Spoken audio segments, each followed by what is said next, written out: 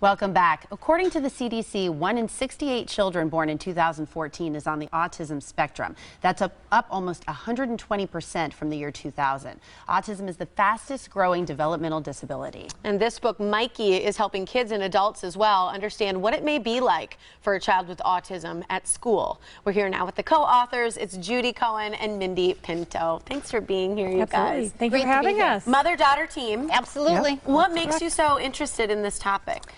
I had 30 years of teaching in Milwaukee Public Schools, so throughout my career I taught many children on the autism spectrum. And through my business, Lakeside Educational Services, we also work with children on the spectrum. And the one area the parents kept saying all the time was, they don't understand my child, the teachers don't understand, the kids don't understand. And my incredible daughter is also a teacher in early childhood with a specialty in autism. So this is really then a labor of love to get the message out there that there are ways to effectively communicate with these kids and really, I guess, address their education in a way that works best for them. Absolutely. This book really targets in on how children, adults, teachers, anybody in contact with children on the spectrum, how to interact with them, how to communicate, how to make them social, and more importantly, how to accept them. That's the underlying message in this book is we want to be friends. We want everybody to get along. And that's something that gets really lost, I think, in the whole focus of a child on the spectrum because they have those difficulties with communicating and socialization. Well, and let's kind of break down, you know, what it is and some of the behaviors that are associated with autism, because I think autism is so misunderstood oftentimes because it's not always visible. You're not seeing anything that's developmentally different. It's also a humongous spectrum. So you have very mildly impacted children to very significantly impacted children. But there are basically 4 areas that it really impacts. Social communication with peers, adults, social skills. How am I going to make friends? How do I interact in a social situation? What am I going to do if somebody calls me a name? How am I going to play with someone? Sensory processing. Every smell, sight, sound, touch impacts this child in a way that we cannot understand.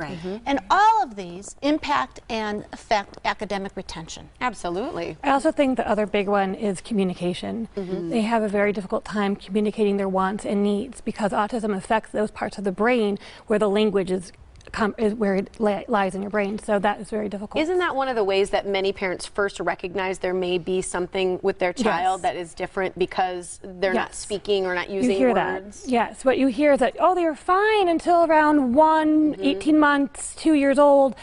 They were talking, they were interacting, they were bubbly, they had eye contact, and then it stops. And the loss of language, the loss of socialization, they become more in their own world. And that's a big, big component of it, and they don't understand why. And you go to a doctor, a pediatrician, oh, it'll be okay.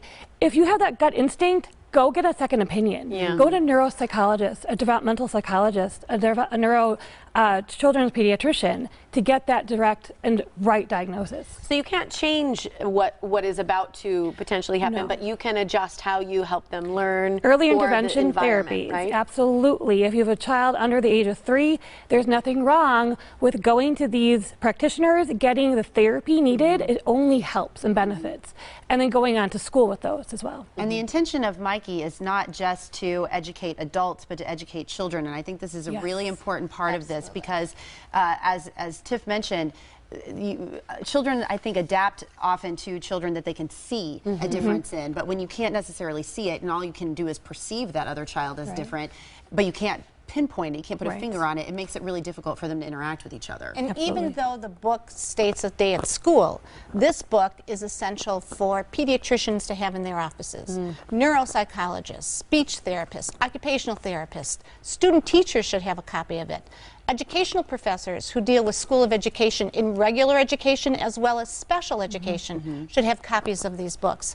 It is vital that we understand how this child works. It's not a broken system at all. It's a different operating system. Exactly. You even go as far as saying dentists, police officers, firefighters. Absolutely. Because a lot of children on the spectrum like to wander. And you cannot give them that full frontal approach. They will get very scared. So you have to understand what you're dealing with and how to cooperate with them and get them to come back to you. And when you see the numbers, the statistics, I mean, it's vital that these people in this position, like a police officer, someone like that, learn, because chances are good you may encounter a child where you Well, I'm happy you mentioned that, because children on the spectrum do have different behaviors than we do, and something can set them off, leading into a huge meltdown. And in a public place, you're with your parent and this child is melting down, and you automatically judge, saying, oh my goodness, what's going on? You do not know if that child's on the spectrum because somebody touched him wrong, or somebody said something, or the look of a light. And those police officers are now getting educated in how to handle these children. So important. All the information to get your hands on the book, Mikey. Here's how you can do that. LakesideEducationalServices.com/Mikey to share with someone important in your life. Thanks so much for being here, ladies. Thank you for having us. Appreciate it.